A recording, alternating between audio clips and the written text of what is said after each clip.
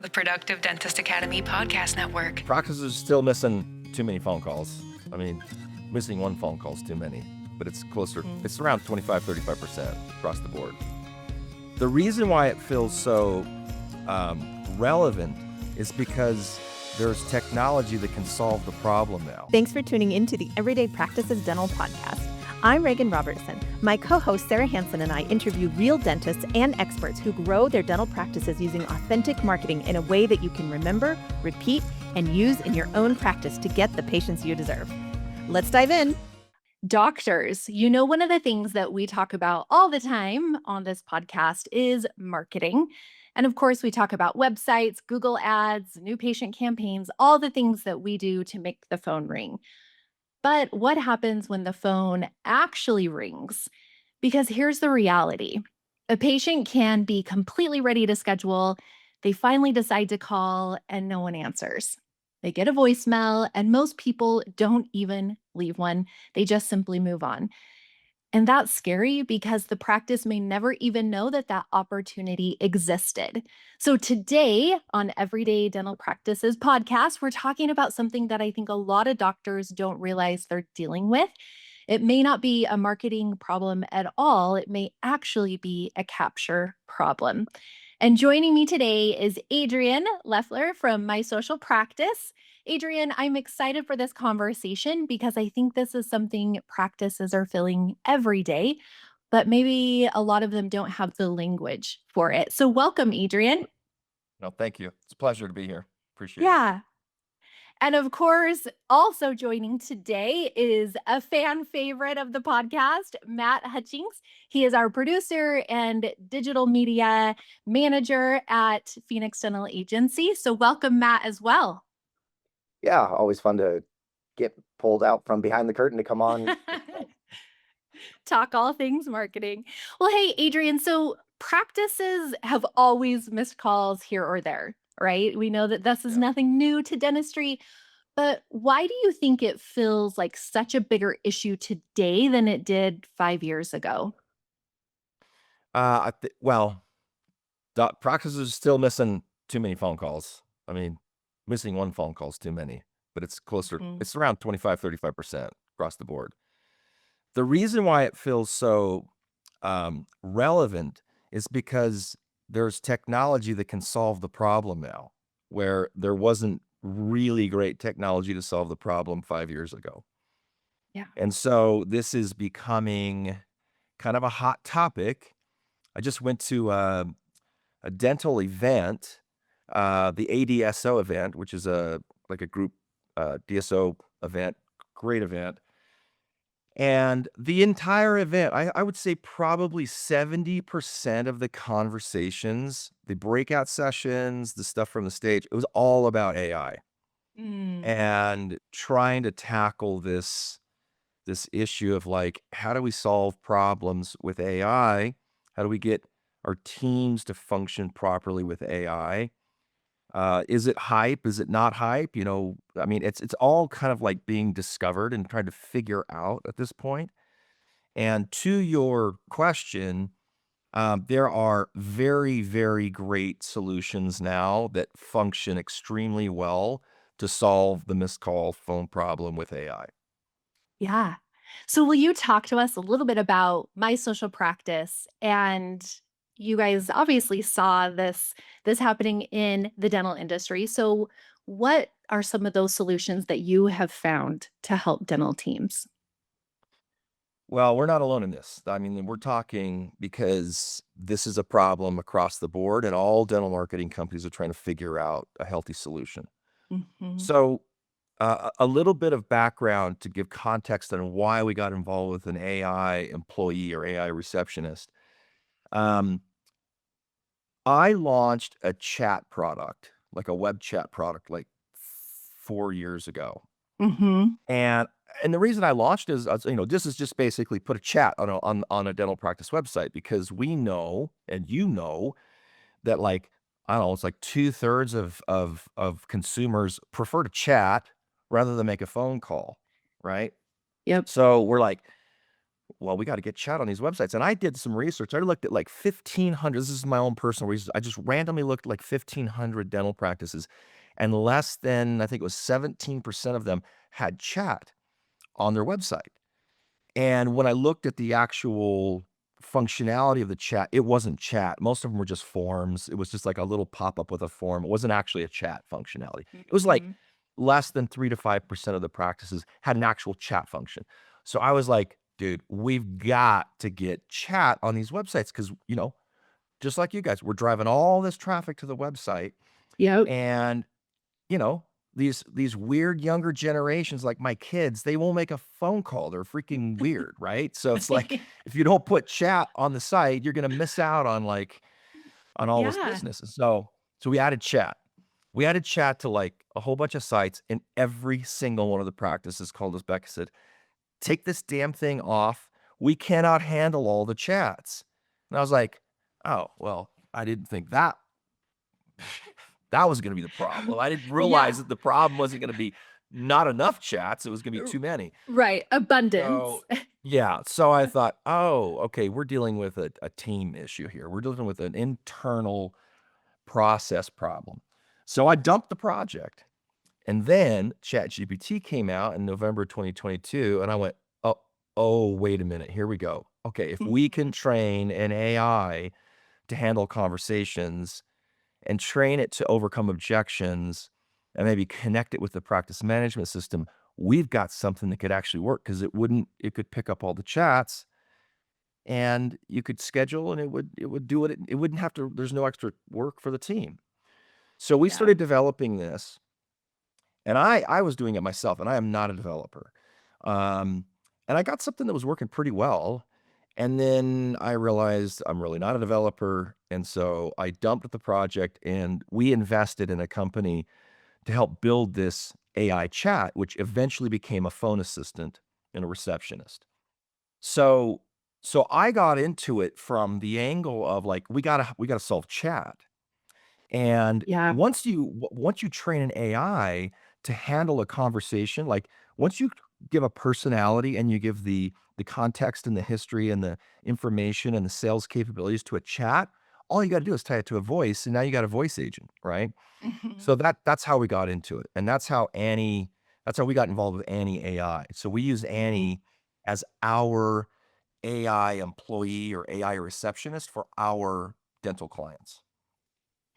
I love that. When people hear AI, they immediately think replacement or, Yeah. I'm out of job. But that's not what we're talking about here.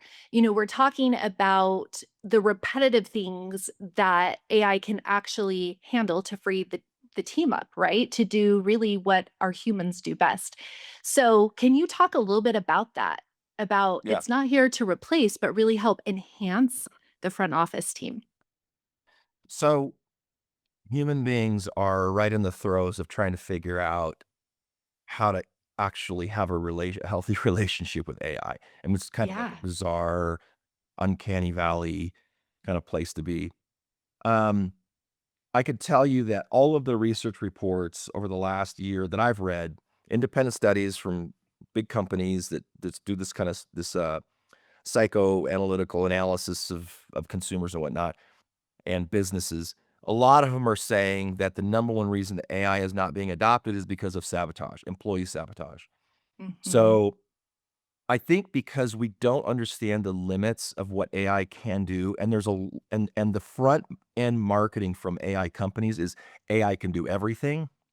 It's going to replace all the workforce, and they do that because they have to have a message that is validating to the investments that they've received, right? So these big AI companies are like raising hundreds of millions, billions of dollars to launch these products. They have to have a claim that is strong enough and validating enough for the investment to make sense, to continually Mhm. raise money. So there's a messaging that's coming out that is kind of terrifying, that AI is gonna replace all work and everybody's gonna be out of work, and robots are gonna run everything. Mhm. That's not what's happening in real life, okay? What we're seeing is we're seeing the, kind of the integration of AI into work processes and teams and so forth. And it is very much a human in the loop kind of a process. Yeah. So when just to give you kind of like, to back that up, we have been building out AI kind of infused internal processes to do our marketing for the past 2 or 3 years to streamline and speed things up and whatnot and make the product better and so forth. And I'll Mhm. tell you, every time that we launch with things, my own employees freak out. The first Yeah. question I usually get is like, "Hey, Adrian, I need to talk to you for a second." And I get on a call. They're like, Am I on the chopping block?" I'm like, "No, no, no, no, no. Calm down." People are freaked out. And it's across the board. So in a Mhm. dental office, okay, you have, and we could talk specifically about the phone problem, missed phone, Yes. okay? Mhm. You got a front desk operator, and I've seen statistics from consultants. You guys might have a really good idea on this, but a significant portion of their time at the front desk is handling phone calls, scheduling, rescheduling, billing, that kind of stuff, right? Yep. I mean, like, I don't know the numbers. I did an actual interview with some consultants, a few different consultants, and they gave me all different numbers, but it's like 20 to 50% of all their time is just like answering the phone, right? Yes. So if you have a front desk person whose job is primarily or fundamentally part of their job is answering the phone, and you say, "We got an AI receptionist who's going to start answering the phone," they're like, "Well, what the hell am I going to do?" Right? They're Mhm. gonna freak out. So we have to be really, really, really careful about helping our teams to understand the actual real capabilities of what AI can and can't do. Because what's happening is when you inject AI into any kind of a process, what happens is the human kind of levels up a little bit or needs to level up to have oversight over what the AI is doing. So and Yeah. the AI ends up doing a lot of the like repetitive, like shit work. Let's be honest, the stuff that we're just like, oh my gosh, I've got to click this button again, kind of thing. Yeah. The Yeah. AI can do all of that, but you have to have a human being monitoring it, right? Mhm. But when you Mhm. when you set that when you layer it like that, you actually get your productivity goes way up. You can get a lot more Yeah. done. So so I don't know. That was a long response to your question, but the issue is like, yeah, there's sabotage, but I think that the sabotage is happening because there's an undue amount of anxiety around AI. But the reality of it is Yes. that we are going to work very closely with AI, and people will. I think more jobs will be created rather than losing jobs or better jobs, I should say. So when you talked Yeah. about the AI, and having that person, overlook it, like let's say the front desk, can you talk about if the AI is able to pull off some of those repetitive tasks, right? If the AI, because you said it's able to book, it's able to, Mm. maybe put it in different areas of where that person would look. So are you saying with that, the AI can take off maybe some of those early administrative tasks, and then the front desk now can get more into action as opposed to filtering through, some of the higher level things that may be coming through? Yeah, yeah, yeah. So let me answer that a couple ways. Okay. So first of all, the capabilities. So if we're talking about a front end, like a receptionist, an AI receptionist, okay, somebody who's answering your calls, um, you have to understand the capabilities of a particular AI software in order to answer that Mm. question. So Mhm. there's a lot of products in the market, and there's literally like I have been tracking how many new AI receptionists have come onto the market. It's been like 100 companies in the last year. It's freaking Mhm. crazy. Like Mhm. everybody's jumping into it. So when you start looking across the expanse of all these companies and this dental AI receptionist, you have to look at what's actually being delivered. Everybody says it's AI, but that doesn't mean that one AI is the same as another because the capabilities might be significantly different. Okay. Right. So I'll give you an example. And this goes to your question, uh, Matt. So if your AI has practice management integration, Okay, so the AI can actually read the schedule. It can actually read notes inside of your patient management system. Okay, then that AI has the capability to do a whole hell of a lot more. So, for example, an AI that doesn't have practice management integration versus one that does. Patient calls in, AI picks up the phone. Patient says, I'd like to schedule an appointment. And the AI can't read the schedule, so it doesn't know what open slots there are. So what the AI does is just gets their information. Oh, that'd be great. We'd love to schedule you. I'm going to have Susie from the office give you a call back, but let me grab your name, your email, your phone, your insurance information. I'll send them a message, and then they'll call you back and schedule. That's basically what happens, right? Because you can't schedule directly if you don't have you don't have the API integration of the PMS. So versus an agent that can, patient calls in, they want to schedule, it's booked. Everything's booked. So the difference in the task is this: the non-integrated AI agent has to send an email or a text to the team, and it's performing and acting kind of in the same way as voicemail. You're just getting the information, and then the team has to actually review the information, call, follow up, schedule, So there's those tasks that are still required by the team member. But if the agent can schedule, then the task to the team member isn't, you need to call them and schedule. The task is, you should probably call this patient. They're a new patient. They've just scheduled. You might want to just call them and say hello. Or introduce the human being at the office. So if you want to do that, right? But you don't you wouldn't have to have that step, but that might be a nice step. So it's a different task, right? So when you ask the question, Matt, like, well, where is the AI, like what work is it actually taking care of? It depends on the capabilities of the actual agent. And those skills are getting better and better, and capabilities are getting better and better every week, it seems like. So So go ahead. Yeah.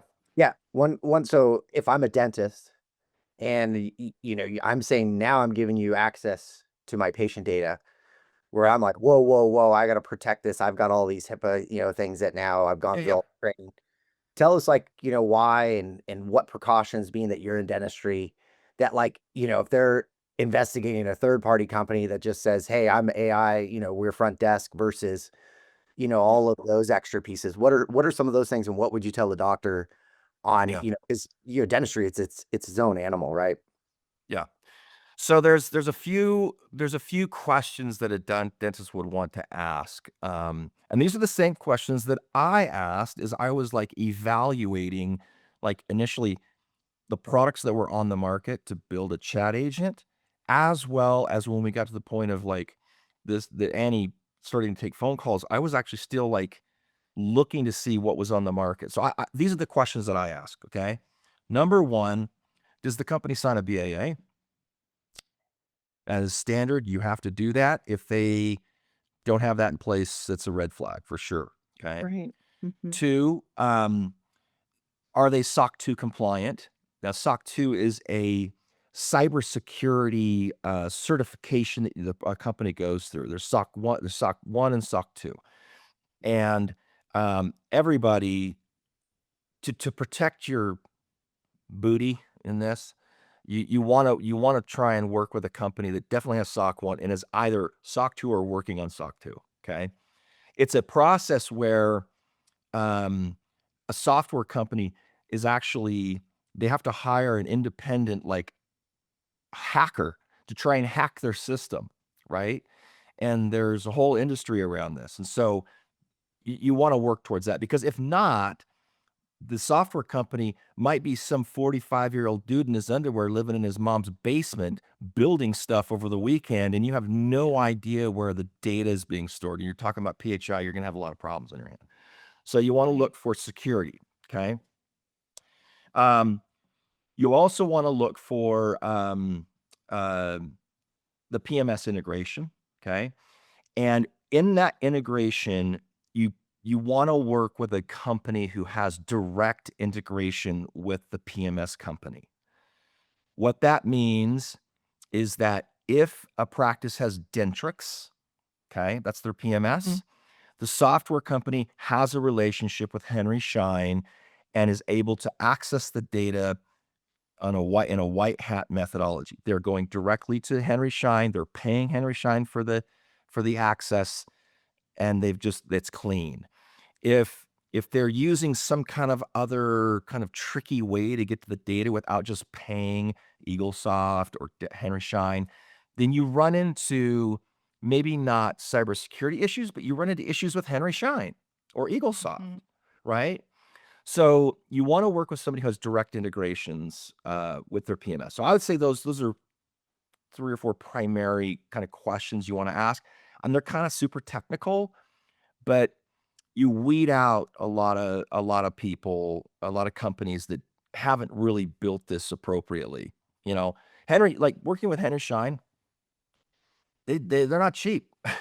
You pay Henry Yeah. Schein a lot of money for integrations. You guys probably pay for integrations with Henry Schein, and I'm telling you, it's no Tom, Dick, and Harry that's just spun up an AI company is going to have the capital to start working directly with Henry Schein. They just won't do it. They'll try and figure out a Yeah. sneaky way to get the data. So you want to work with somebody who is on the approved list at Henry Schein or on the approved list at EagleSoft or whoever it might be. I think those are Yeah. some really like early steps that are super helpful. Yeah. So I want to go back to our voicemail question. And, I've heard some practices say, hey, if it's that important, the patient will leave a message. And what we know is that voicemail is not really a safety net anymore. If a patient can't get a hold of you, they're going to be moving on. So, how can the doctor, from your perspective, tell the difference between a marketing problem and a capture problem? What's the difference and how can they tell? All right, marketing problem versus a capture problem. So let me back up one step really quick to kind of help bring some context to your question. Here at my social practice, the way that we use Annie has not been tied to marketing campaigns. What you guys are doing, I think, is going to be really freaking cool. Yeah, Um, I'm excited. so we have basically used our AI age or Annie as Mhm. the solution to missed phone calls. Okay, that was it. We just wanted to let's solve that problem. Mhm. And it does solve that problem much better than a human and other options on the market, right? Yeah. So rather than sending overflow calls to a human being, which I've tested, I just do not feel that a human being does as good of a job as an AI agent. Um, Let me qualify that.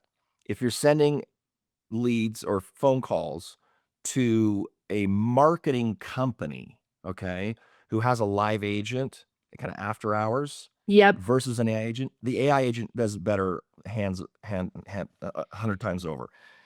We could talk about that if you wanted to. But Yeah. to your point, tying an AI agent to an actual marketing campaign, I think is obviously the next step in this whole process. And what you guys are planning on doing or what you're testing right now I think is pretty sick.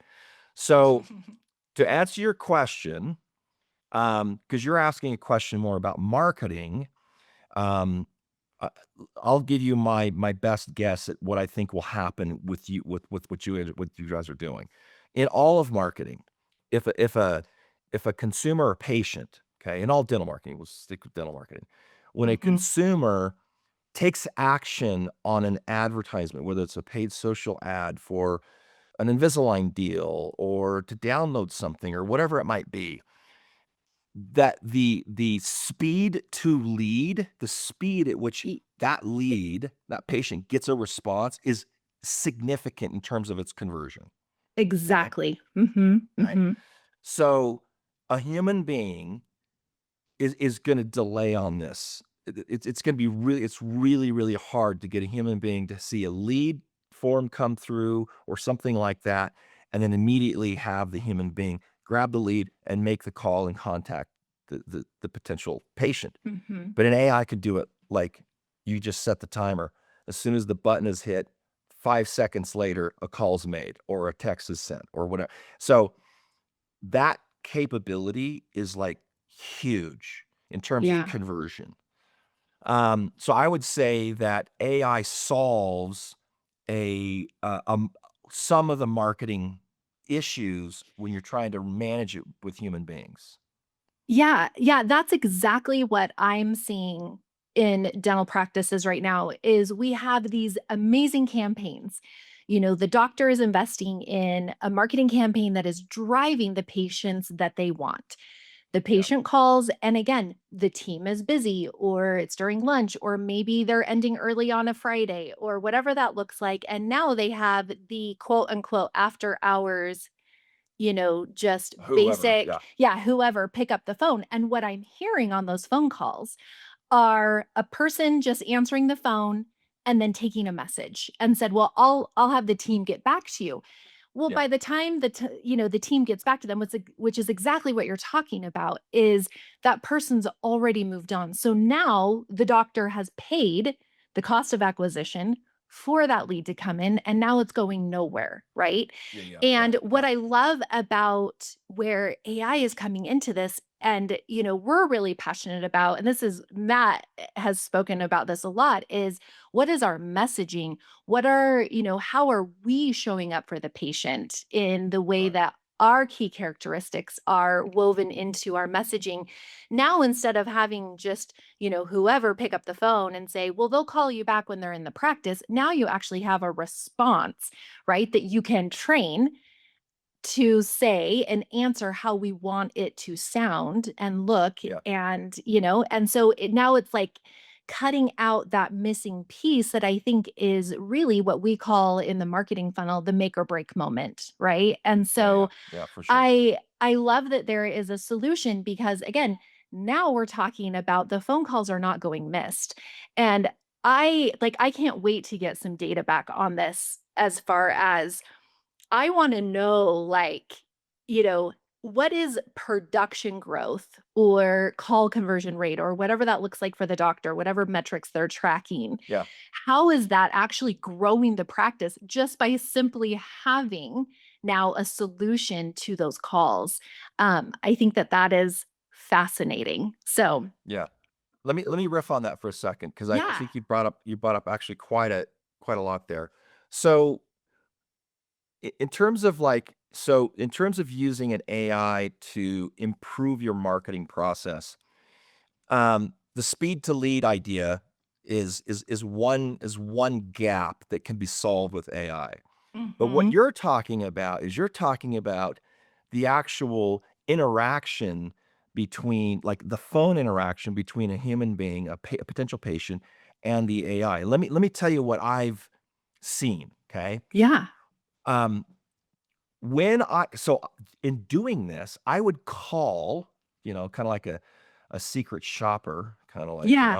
I would call um, company practices that had an offer after hours, let the after hours, sales team pick up the call, and then I would see how I would interact with them to see the quality of what's out there. Because Yeah. the doctor only has a couple options if they're running a marketing campaign. The call comes in and it gets missed, it goes to either voicemail or it's going to go to a live agent somewhere. And that's usually a marketing company's live agent. Okay. Mhm. So the question I had was, how good are the live agents that you hire? And I talked to quite a few. Okay. Yeah. And I am not throwing everybody under the bus because I'm sure that there are some great companies out there, but the vast majority of everybody that I dealt with was complete dog shit. Like seriously, the worst. It was Yeah. literally no better than voicemail. You would call, you would say, "Hey, do you guys do dental implants?" And they would say, hold on one second." And then you'd have a Yep. 15-second delay because the person on the other phone is managing 150 practices. They don't Exactly. know the information for the practice that's just that I've called in on, right? Yeah. Then they get back Mhm. to like, "Yes, we do dental implants." And I would say, "Well, how much is the cost? How much does it cost to get a dental implant, the press?" Right? And they would be like, "Well, they usually have pretty good response, we don't want, they don't want to give the cost on the phone. And so they would do that, right? But then I Yeah. would ask a question like, well, how long has the doctor been doing this? And they don't know. They have no Yep. idea. They don't know where the practice is located. What if I want to just go in and talk to somebody? Like the limit to that conversation came down to like, well, let me get your name, email, and phone, and I'll have somebody Ex- from the practice call you back, which is what you just said. Okay. Yep. So, Almost worse than so the problem with, sorry, was that Matt? almost worse than voicemail at that point, right? Because It's They're frustrating not you they're not think helpful. you Yeah. think you're because the talking to consumer's someone expecting something more, yeah, right? and you think you're Exactly. talking to someone in the practice who now knows Yeah. nothing as opposed to Yeah. just simple voicemail. So, what an AI agent does in that specific issue, and this is really where I got super excited like a couple years ago seeing this happen. I was like, oh shit, dude, an AI agent's going to do better on the phone than a live person. And here's why. Because the sales scripting, right? You can build that into the AI agents now. If you have a Right. script, if you know how to overcome objections, you have a script for it, you just build that right into the agent and it sticks to it. And it doesn't derail, Yeah. right? It doesn't derail. It doesn't, Yep. if I ask, well, how much does a dental implant cost 3 or 4 times? The AI agent will always have a response that's appropriate, polite, firm, but like dodges giving the price. But with a human being, you press, they break down usually. You just give the Right. price. Okay. So to your point of like, is it a marketing problem? Is it a capture problem? It's like there are pieces in this like lead generation funnel process that AI can solve much Hmm. better than the current solutions. Hmm.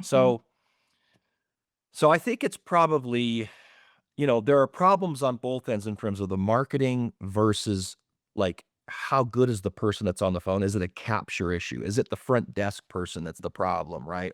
Right. Or the marketing, the live agent marketing company that answers after hours calls.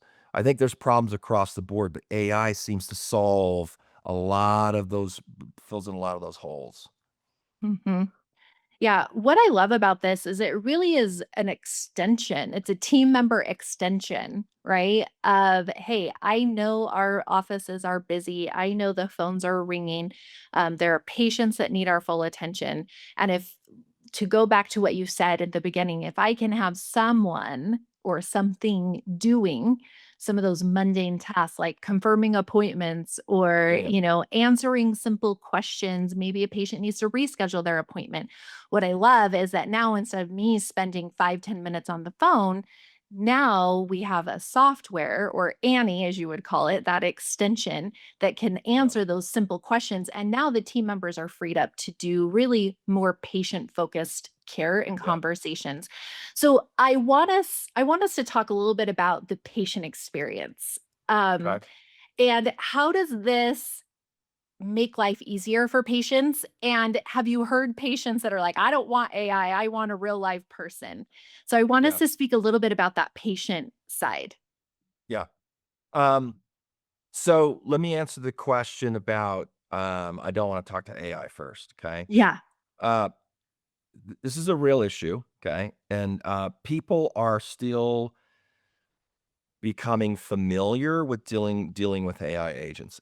And in the Mhm. 3 years that I've kind of been involved in this kind of this AI receptionist game, I have noticed generally that people are becoming very quickly, they're just quickly becoming okay. They're becoming okay with it, and a lot of that okayness, like I'm all right talking to an AI agent, is because of the capabilities of the AI agents are getting better and better and better. Okay, so I'll Agreed. give you an example. Um, I'd call Verizon. Okay, freaking hate calling Verizon. Okay, I agree with you you. get it. Thank you, thank you. And it's funny because like a couple of years, I remember doing this a few different times and recording the calls so that I could use it to kind of describe how AI should be better.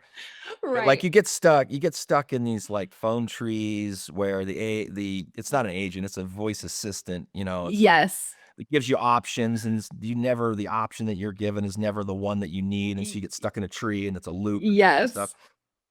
If there was an AI receptionist or customer service agent at Verizon that picked up the phone and said, "Hey, Adrian, how can I help you?" And I said, "Look, I have a problem and I need to solve this problem." And the ability of the agent to solve the problem, if it's solvable, I don't care if I'm talking to an AI agent or not. I don't care.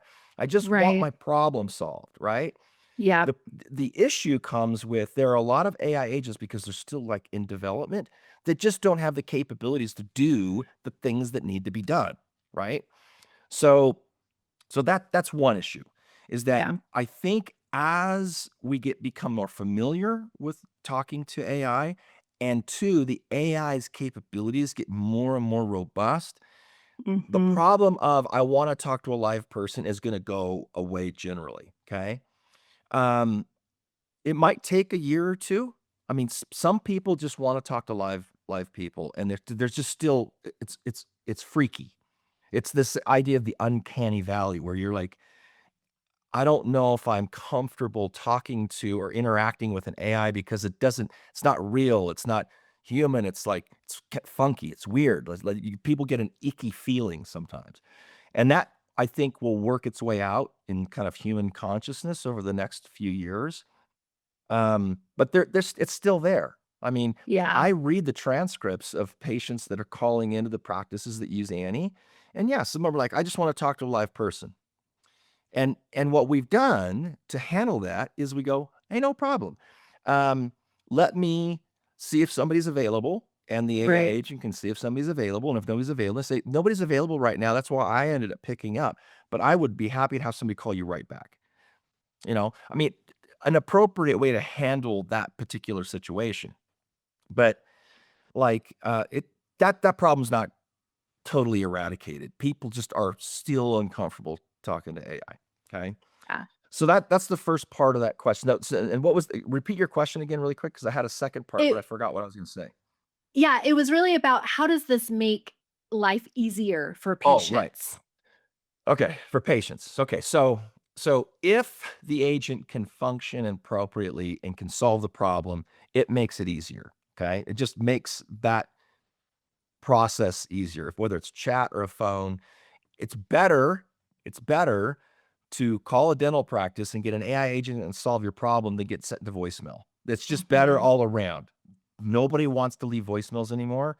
It's a dead technology. Matter of fact, anybody listening to this, if you're using voicemail, you have to just make a plan to get rid of your voicemail in the next 90 days. You shouldn't be using it. It's a waste. It's a total Yeah. waste of time and money and energy. You just lose.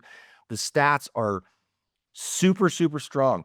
It's like 3/4 of everybody that gets sent to voicemail, they don't even leave voicemails anymore. Nope. They move It's on. over. They Yeah. move on. And if it's a Yeah. new patient calling at 7, they will not call you back. They're just gonna call another office. That's Yeah. it. So you Yep. have to get rid of your voicemail.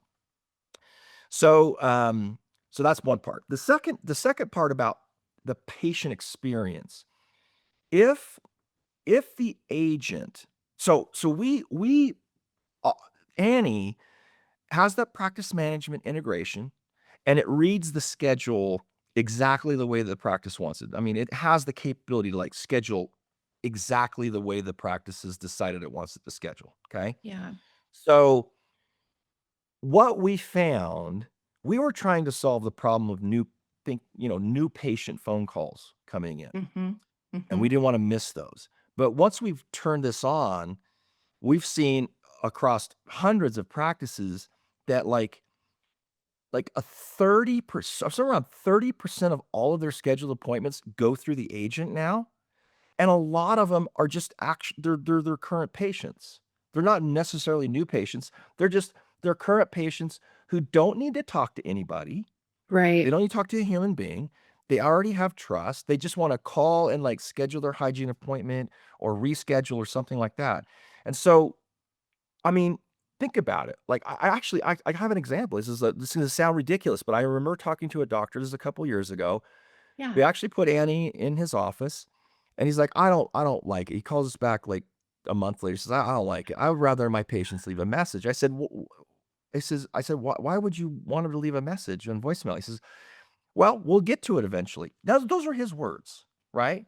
And I Oh, said, well, yeah. he says, sometimes my patients want to come see me so much, and these are not exactly his words, but they're pretty close, that they'll leave several voicemails in order to get to us. I'm like,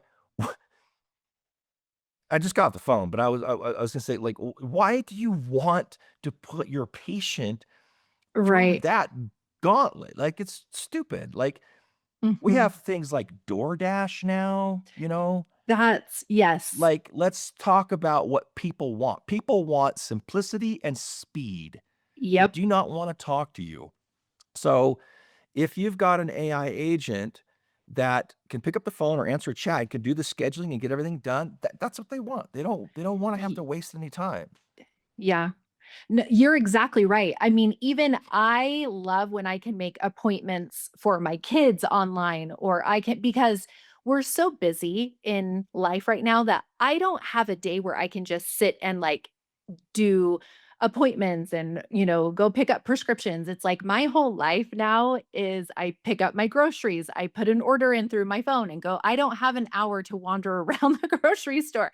I'm a busy mom, and I work. So, Yeah. you're exactly right. When the patients are ready to take action, they want to take action because unfortunately, we have gotten accustomed to that.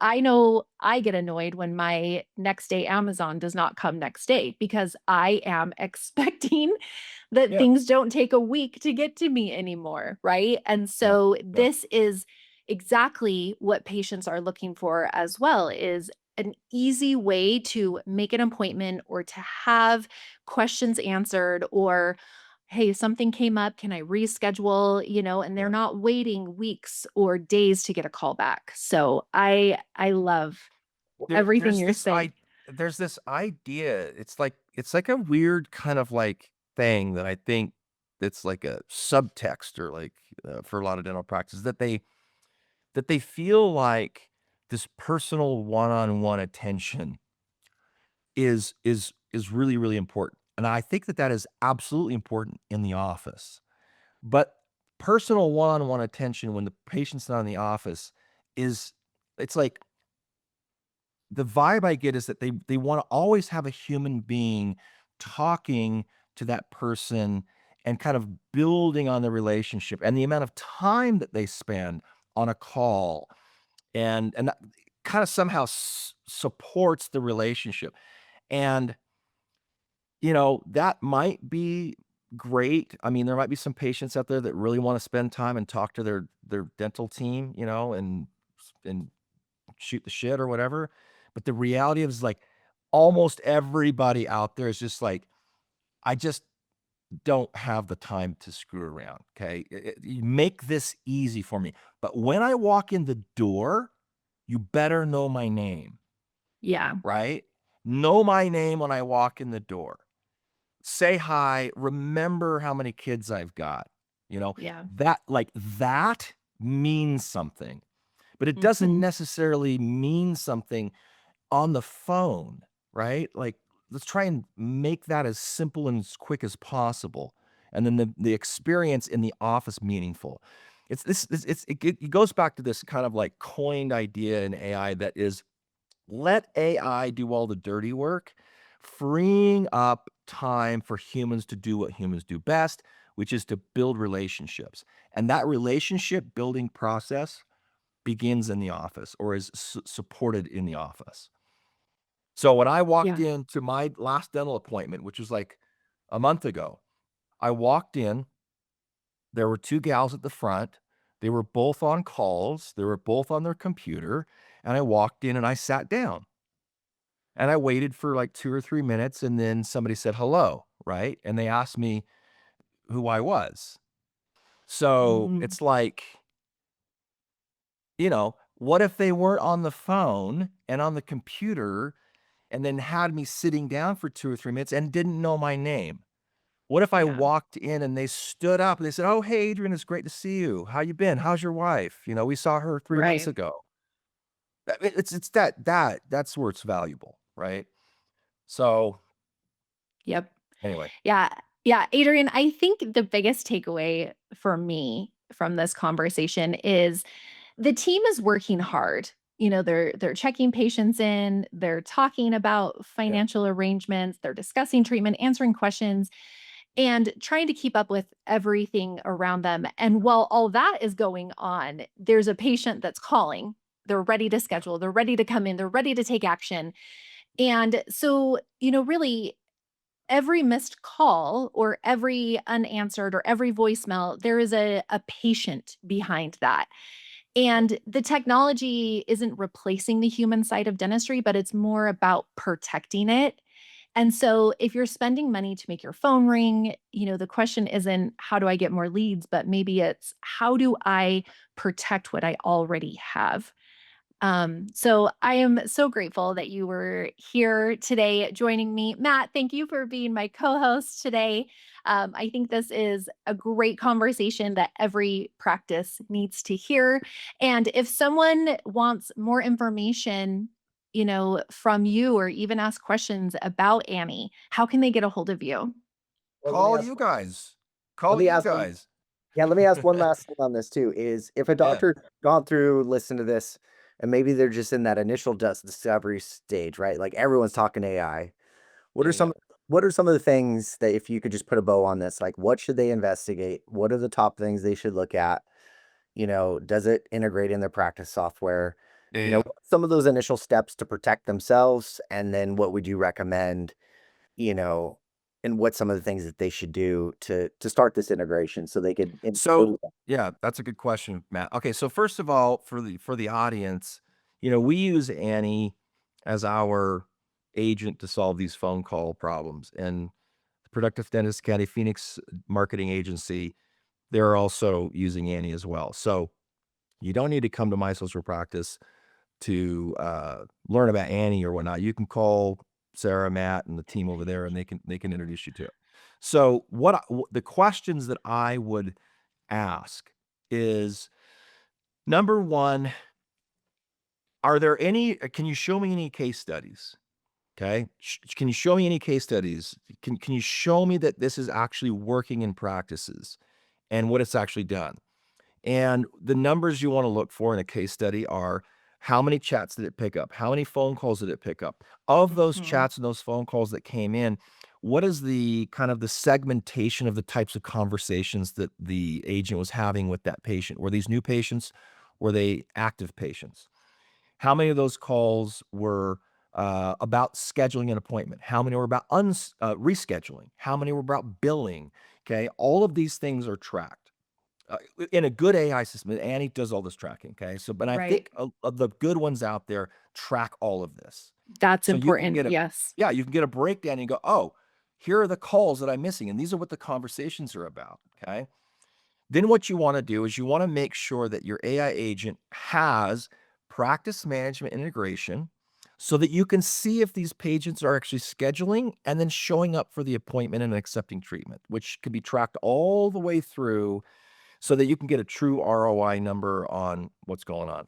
Hmm. So that's one thing. Your reporting is going to be really, really, really helpful, and you have to have it kind of what you want to know is you want to know how many calls and chats are coming in, what those conversations are about, how many of those are turning into scheduled appointments. Do the patients show up for the appointment, and do they accept treatment? That's a closed loop system there that will really go, oh, okay, I spent a few $100s on this AI agent and I just generated $15,000 in revenue.